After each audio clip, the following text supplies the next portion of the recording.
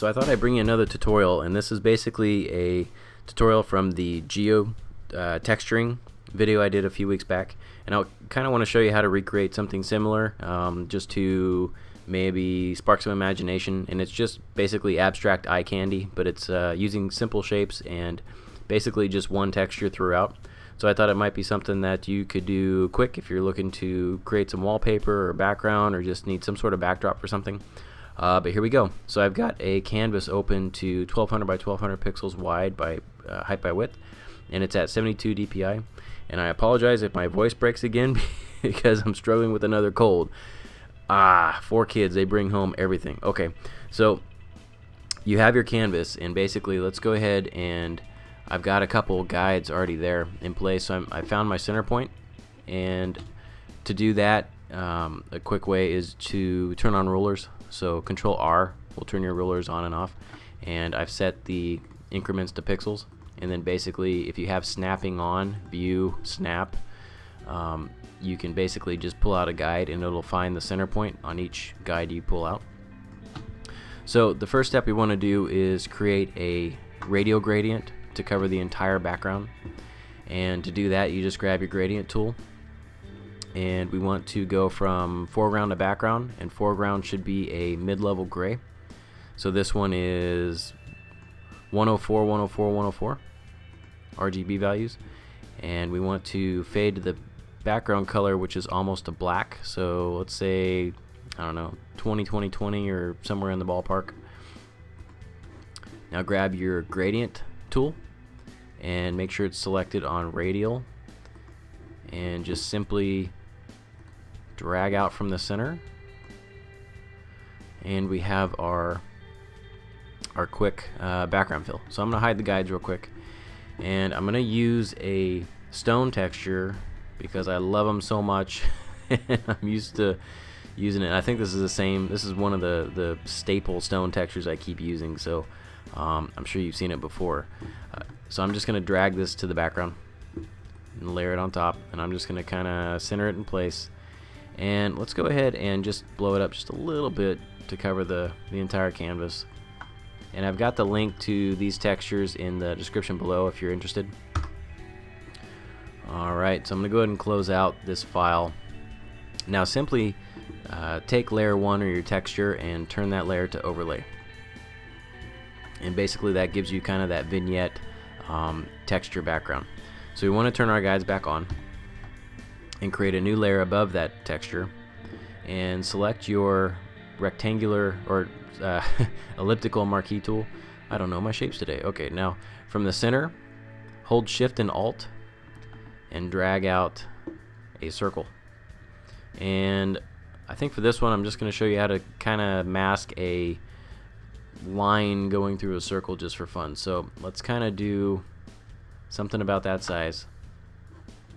And I'm going to right click on it, and I'm going to fill, and we're going to select a color, and let's go ahead and select kind of a pale yellowish gray tan khaki thing. There we go. So this is 230, 230, 194, 195, something like that.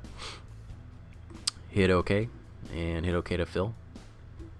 Now I'm going to hit Control D to deselect, and I'm going to go ahead and drag out another selection holding Shift and Alt from the center, and we're just going to get rid of the center of this circle. There's a variety of ways you can do this, so I'm just going to drag out another circle and simply hit delete.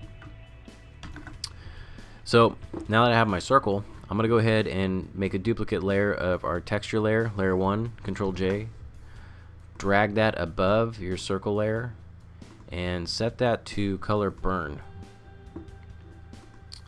Is that right? I always get color burn and color dodge mixed up. So color burn, and then what you want to do is holding Control, select your circle layer, and see how that just made a quick selection around the circle itself. Now I still have my texture layer above it highlighted, so simply click the mask icon at the bottom of the layers palette, and that'll simply mask off the rest of the texture we don't need. So I'm going to zoom in again real quick, and let's just go ahead and give this circle some basic variety in the color, the saturation. So I'm gonna go ahead and go to my dodge tool, and I'm gonna make sure my circle layer is selected, and go ahead and use a fairly big brush, maybe 300 pixels, and just kind of dodge some sections of your circle, just to give it a little bit of variety. And then you can also do the same with burn, but go easy with the burn tool. And also make sure that with your burn tool you have it set to range as midtones, and the exposure should be somewhere 50% or maybe even a little bit less. And then make sure protect tones is turned on. That's pretty much, I haven't really gone outside of that. That seems to be a pretty good balance to use whenever I do any type of artwork. So I'm just gonna kind of burn it a couple of times, nothing crazy, just to give it a little bit more shadow. Now our texture above is a little bit heavy, so let's go ahead and click that, and let's drop the opacity down so it just looks a little bit cleaner. And I've got that set now to about 60% opacity. So now that we have kind of our circle, let's go ahead and go back to the circle layer and give this a outer glow. And we just need a slight, we're going to use outer glow as basically one consistent shadow. So for the blend mode, set it to normal, set the color to black, and let's just kind of bump up the size a little bit. That's about 30 pixels, and bump the opacity down to about 50% or 40%. We just want to kind of peel it off the background just a hair. There we go. So in the other piece of artwork I did, there was kind of this basically little line that went through the center of the circle. So let's go ahead and create a new layer above everything, and we want to set our background to kind of a similar swatch or a similar color to what we have here. So I'm just going to take kind of a lighter swatch of our circle, and this is 227, 223, 176. Hit OK. Choose your circular or your elliptical selection tool, and same thing from the center, hold Shift and Alt and drag out a selection to be right, kind of just eyeball it right in the center of that of your circle. Hit Control Delete if you have the well, Control Delete's a quick way to fill with your background color. You can also just right click, fill, and I'm going to set mine to background and fill the entire circle. Now a quick and easy way to get a 1 pixel hairline on this circle is to go ahead and go to your layer effects and choose stroke. And I'm going to keep this black for now just so I can see what I'm doing, but I'm going to set the size to 1 pixel, and I'm going to set the position to inside. And now I'm going to change the color to the color I want, which is this circle. So just select it, and yes, I know the stroke disappeared, but if you hit OK, now if you go into blending options, and under advanced blending you have fill opacity, turn that down to 0, and you've just turned everything except the effect or the layer style down to transparent. So hit OK. Now create a new layer above that, holding Shift, select them both, Control E to merge them, and now you're left with basically just that one hairline stroke, and you can now apply more effects to that. So let's go ahead and create a copy of that layer, Control J. Now the layer that we were just on, the original one, the layer below, let's go to Filter, Blur, Gaussian Blur, and just barely. We just want to give it just a little tiny bit. So I'm going to do 1.5 pixels, I think, and set that to overlay.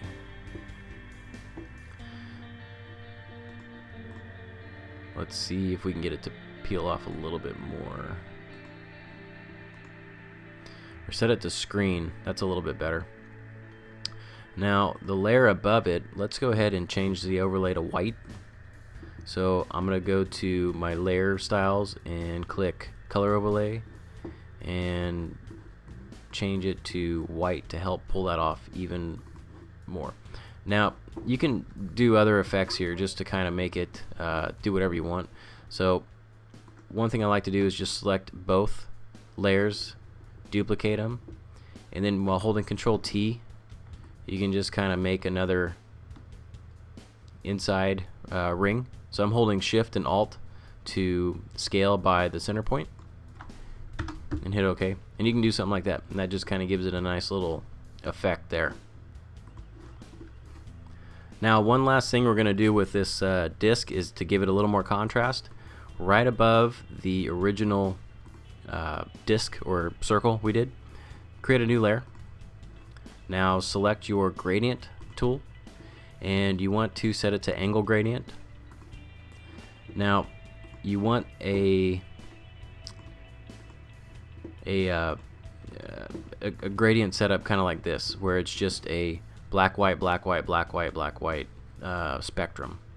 So once you have that set up, click OK, and then again just drag from the center, and we're going to set this one to overlay, and that just helps blast the whites and darks up a little bit more. So again, while you still have that selected, Control click your circle layer to get a selection of that, and simply click the mask icon again to get rid of your angle gradient. So I'm going to hide the guy just so we can see what's going on, and that produces a pretty nice texture effect. It's real simple, real sleek, pretty cool. So when I get done with something like this, I like to go ahead and just kind of stick them all in their own group. So holding Shift, select all of these layers that are your ring basically, and while holding Shift, select the folder icon to group those together, and I'm going to go ahead and name this ring. So now that we have our ring, let's go ahead and create kind of a stripe to go through this whole thing somehow. So above your grouped ring, go ahead and create a new layer, and now let's select a foreground color that is kind of maybe a magenta or almost hot pink. So this is 237,089 for the RGB value. Hit OK.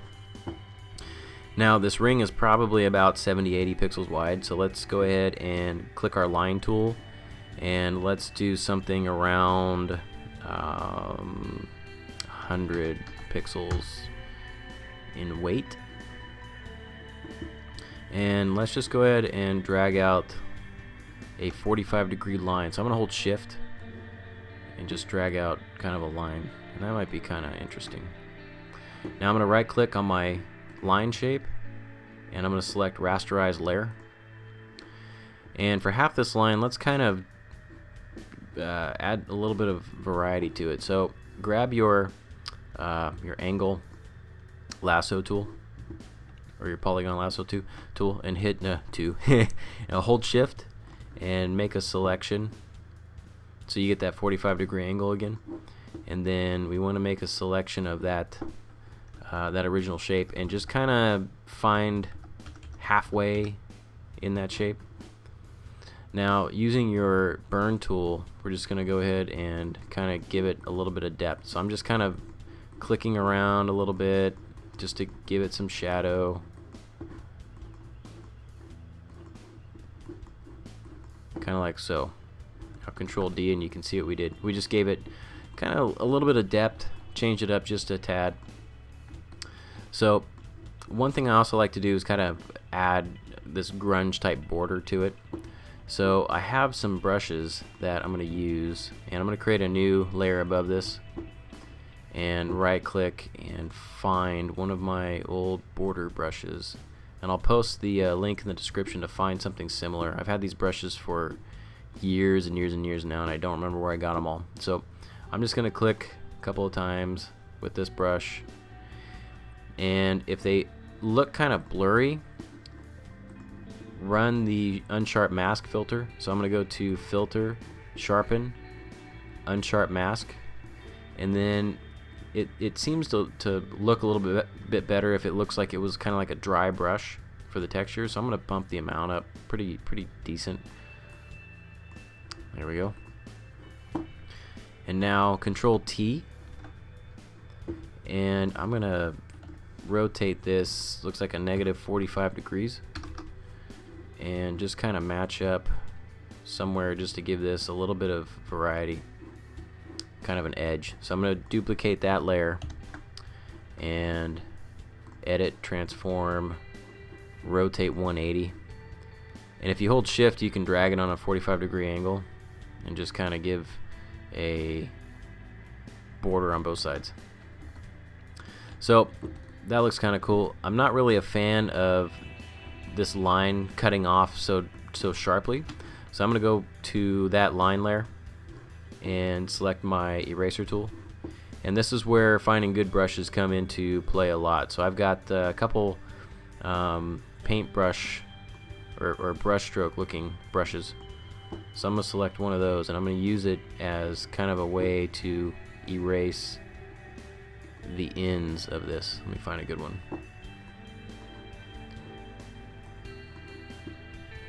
And kind of do something like that. And let's get rid of the top. That looks interesting. That looks kind of cool. So get in the habit of saving. Can't stress that enough. So I'm going to go ahead and select all of these and just kind of move them around just a hair. Now, here's where we get into some fun masking stuff. What I want to do is I want to have this top right end, or you know what, let's have the bottom left end appear to be under the ring. So with this group, go ahead and select all, and when you have all layers selected, go ahead and hold shift and select the folder icon to group it. I'm going to name this red line. I just double clicked on that folder to bring up those options to rename it. And what we want to do is dive back into our ring group, select the ring layer by holding Control, so we bring up that selection again. Now we want the insides gone, so let's go to select inverse. Now on our red line group or folder, click the mask icon, and there we go. We just masked out the inside of what was overlapping the line. So basically, select your mask, and let's grab your paintbrush tool, and let's find a big soft brush. 300 pixels is good, and set the foreground color to white, and just simply go over the top right line to make it appear like it's going over the circle. So that's kind of a nice effect that you can do there. Now the thing that really sets this off is bring the shadow up as well. So a way to do this, which is probably one of the more easier ways to do it, is to take your ring layer with the outer glow effect on, hit Control J to duplicate it, and drag it all the way above your red line group. Now what you want to do is go ahead and bring up the layer style again, and for blending options, turn the fill opacity all the way down, and you're left with just the shadow. See how just the shadow's coming through? So create a new layer above that, hold shift, select both, Control E to merge. Now what we have is, if I toggle all this off, you'll just see the outer glow, which is, we just turned it black to be a shadow. So basically we just want enough shadow to go over this red bar down here. So what I like to do is I get into the habit of reusing layers. So what I'm going to do is select all of my layers in the red line, and I'm going to drag them down to the new layer icon to create duplicates, and then hit Control E to merge those together. Now we can take a selection of this. So select your outer glow layer from above, and while holding Control, select that line layer. And so now we have a nice selection of that right there. Now bear with me while my poor memory tries to bring this into shape. I think if you just simply, we don't have to select inverse, so just simply click the mask icon, and there you go. So we have just the shadow over this red line. So now let me toggle this off so you can kind of see what is left. You can barely see it. It's just a very, very slight fade, but it makes all the difference in the world. So turn it back on, but we don't want this top one. So select the mask, and now let's paint in black and get rid of the top. So now we have the shadow just over the red down here at the bottom, so it appears more like it's completely under the circle, and that's really that really makes that effect. Now in the red line group, let's go ahead and make we're gonna do kind of the same process where we made these little highlights around the circle. So create a new layer above that, and simply go to your line tool, and we'll just go ahead and make it easy and start with the color as white. Now set the weight to 1 pixel, and simply drag out a 45-degree angle line by holding shift until you get something like that. Right click that layer, rasterize layer, and also just to be a little more cleaner, we can toggle off we basically have a duplicate red line, so I'm just going to toggle off one of them, and I'm gonna kind of eyeball this one line into kind of right in the middle. Now create a duplicate of that layer, and the bottom one we're going to blur it. So filter, blur, Gaussian blur, and maybe 2 pixels or so, and that'll give it just a nice little blur. And we can even set the layer mode just a bit to screen. Screen works, or just a variety of the lighten layer modes. So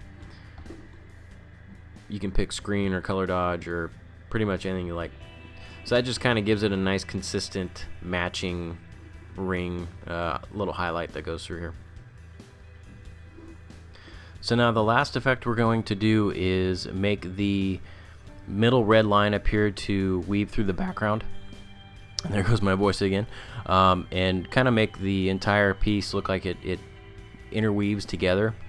So let's go ahead and create a 45-degree line going the opposite direction as our red line. So select your line tool and make sure the weight is set to 150 pixels.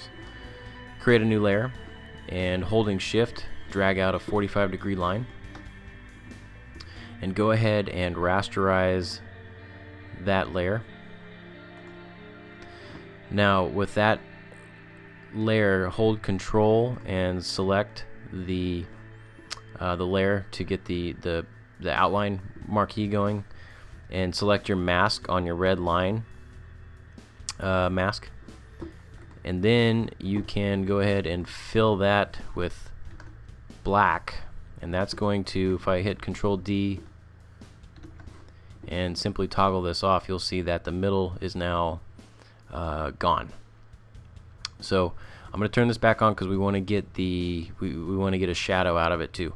So with this 45-degree line that we just added, let's go ahead and give it an outer glow.